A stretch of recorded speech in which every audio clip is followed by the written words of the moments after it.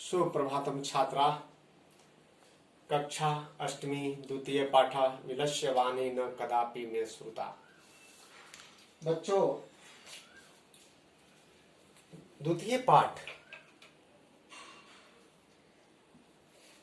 विलस्य वाणी न कदापि में श्रुता शीर्षक से आपको यह पंचतंत्र की कथा है। पंचतंत्र के रचनाकार विष्णु शर्मा हैं। ये तो आप जानते हैं, विष्णु शर्मा के द्वारा पंचतंत्र की रचना की गई है। उसमें 5 तंत्र है। उसमें से यह जो भाग है उसके तृतीय भाग से लिया गया है। तृतीय भाग में पंचतंत्र वैसे किसकी कथा है? पशु पक्षियों की कथा है। उसके मुख्य पात्र कौन होते हैं? पशु पक्षी। ठीक है, उन्हीं से यह कथा लिया गया है। विलस्य वाणी न कदापि में श्रुता।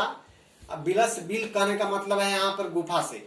गुफा की वाणी, गुफा की आवाज मेरे द्वारा कभी नहीं सुना गया। एक गिद्दड़ रहता है इसमें, अर्थात सियार रहता है, श्रृंगाल रहता है, और दूसरा एक सिंह रहता है जिसका नाम है खरन खरा। क्या होता है कि वह सिंह बहुत दिनों से भूखा प्यासा इधर उधर घूमते हुए किसी गुफा के पास पहुंचता है। वह सोचता है कि बहुत दिनों से मैं भूखा हूं, जरूर इस गुफा में कोई न कोई आता होगा जो मेरा शिकार बनेगा। इस आशा से वह गुफा में प्रवेश कर जाता है। सूर्यास्त होता है।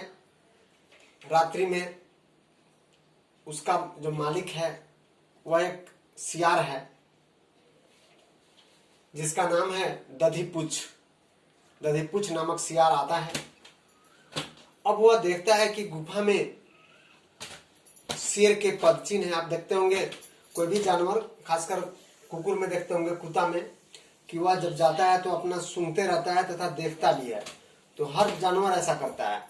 तो गुफा में देखता है कि सिंह के पैरों का निशान पड़ा हुआ है। वह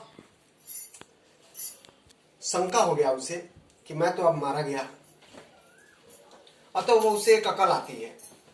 वह कहता है कि कुछ हमें सोचना चाहिए, करना चाहिए। क्या करना चाहिए? उसके मन में विचार आता है। वह बोलता है कि अरे गुफा, अरे गुफा, तुम्हें याद नहीं है तुम्हारे साथ मेरी समझौता हुई थी, शर्त थी कि जब भी मैं बाहर से वापस आऊं तो तुम मुझे पुकारोगे, अर्थात स्वागत के रूप में मुझे बुलाओगे। यदि तुम मुझे नहीं बुलाओगे तो मैं दूसरे गुफा में चला जाऊंगा। ऐसा वह गिद्दड़ सियार बाहर से बोलता है। अब सिंह अंदर है, वो प्रतीक्षा कर रहा है। बहुत दिन से व्याकुल तो था ही, भूख से भूखा था। कहता है कि निश्चित रूप से यह गुफा जो है अपने स्वामी का, अपने मालिक का आवाहन करता है। अतः हो सके मेरे भय से वह कुछ न बोले। कहा भी गया है। बस वह क्या करता है, अंदर से आवाहन करता है। जब ही आवाहन करता है तो सिंह की तो गर्जन बड़ी जोर की होती है। वह प्रतिध्वनि पूरे जंगल में फैल जाता है और वहां से सियार जो है अपनी जान बचाकर भागता है। यही कथा है। आइए इसका प्रथम और द्वितीय 3 पैराग्राफ हमने लिखे हैं इसमें का, उसको पढ़ लेते हैं। ठीक है। कस्मिंचित बने खरन खरा नामा सिंह प्रतिवर्ती अस्मा। किसी वन में खरनखर नाम का एक सिंह रहता था। शाह कदाचित इतस्ततः परिभ्रमण क्षुधार्ता न किंचित अपि आहारम प्राप्तवान। वह कदाचित, वह इतस्तः परिभ्रमण, इधर उधर घूमते हुए, इतः जोड़ ततः। यहाँ पर बच्चों इतस्ततः, ये इसका संधि विच्छेद करोगे तो क्या हो जाएगा? इतः जोड़ ततः, इतस्ततः। ठीक है, सत्व संधि है। विसर्ग संधि का सत्व संधि होता है। उसमें पढ़ेंगे आप कि त के बाद मूर्धन्य सा हो जाता है, सॉरी दंत सा हो जाता है विसर्ग संधि का। परिभ्रमण, परिभ्रमण में सत्री प्रत्यय लगा हुआ है। घूमते हुए, वह घूमते हुए क्षुधा आर्ता, क्षुधा आर्ता, भूख से व्याकुल। क्षुधा मतलब पेट और आर्ता व्याकुलता। क्षुधा आर्ता, भूख से व्याकुल, न किंचित अपि आहारम, कोई भी आहार अर्थात कोई भी शिकार नहीं प्राप्त किया बहुत दिनों से। ततः सूर्यास्त समय ये काम महती गुफा दृष्टवा, अंत में वह घूमते फिरते शाम के समय, सूर्यास्त समय, सूर्य डूबने पर, सूर्य के अस्त होने पर एक काम महती, महती का मतलब होता है बड़ी, एक बड़ी सा गुफा देखा, बड़ी सी गुफा देखा। दृष्टवा में कौन सा प्रत्यय है बच्चों? कत्वा प्रत्यय। दृष्ट जोड़ कत्वा, दृष्ट दृष्टवा है तो दृश्य, दृश्य यहां पर मूल धातु है, दृश्य, दृश्य जोड़ कत्वा प्रत्यय है। कत्वा प्रत्यय जहां होता है वहां क्या होता है? करके अर्थ निकलता है। तो विशाल गुहा को देखकर, गुफा को देखकर वह अचिंत्यत सह अचिंत्यत, वह सोचा नूनम, निश्चित रूप से, नूनम क्या है? अव्यय है, अवश्य। एतस्याम गुहायाम रात्रो कोपी जीव आगस्ति, इस गुफा में रात में कोई न कोई जीव आता है। अतः अत्रैव निगूढ़ो भूत्वा निष्ठामि इति, अतः यही रुक कर मैं क्या करता हूं? छिप कर बैठता हूं, रहता हूं। अत्रैव, अत्र जोड़ेवा, अत्रैव में क्या है? अत्र मतलब यहां और एवं मतलब ही, तो अर्थ क्या हो गया? अत्रैव अर्थात यही।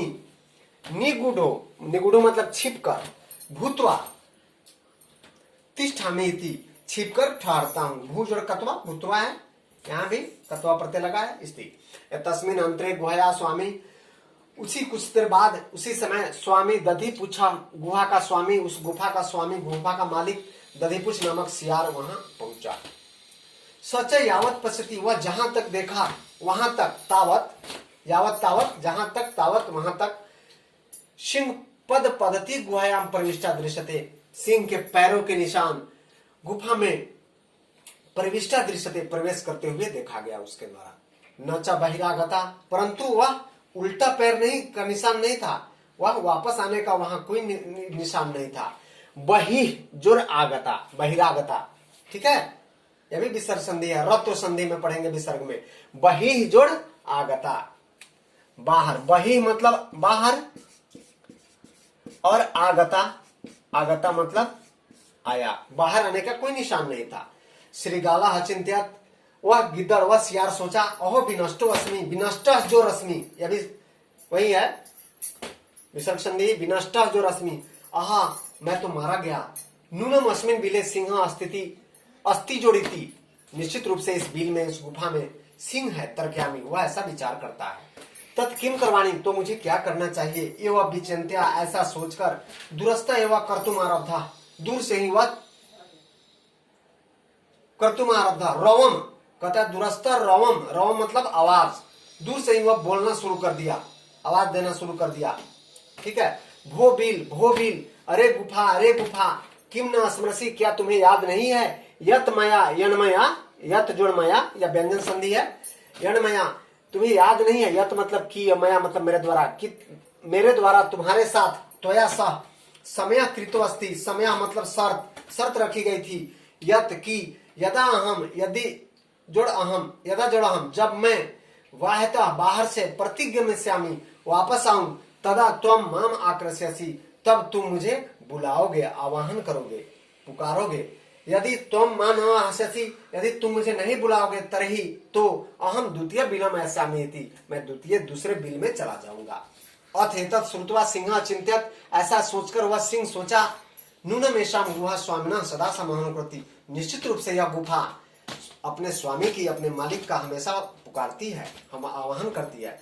परंतु मद भयात, लेकिन मेरे भय से न किंचित वक्ति, यह गुफा मेरे भय से आज कुछ नहीं बोल रही है, इसलिए मुझे ही ऐसा कर देना चाहिए।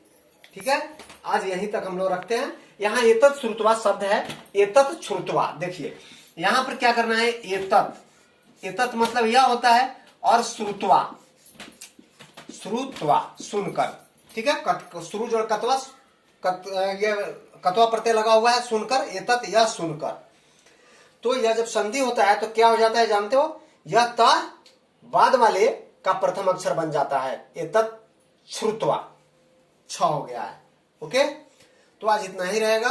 अगले दिन इसका शेष भाग 2 पैराग्राफ और है, उसको हम लोग समाप्त करेंगे, और इस कथा का आप हिंदी में अनुवाद कर लेंगे अपनी अभ्यास पुस्तिका में। अच्छी कथा है, पंचतंत्र का तो सारी कथा है, कहीं ना कहीं आप पढ़े होंगे, तब मैंने भी अच्छा से पढ़ा दिया। ठीक है, धन्यवाद।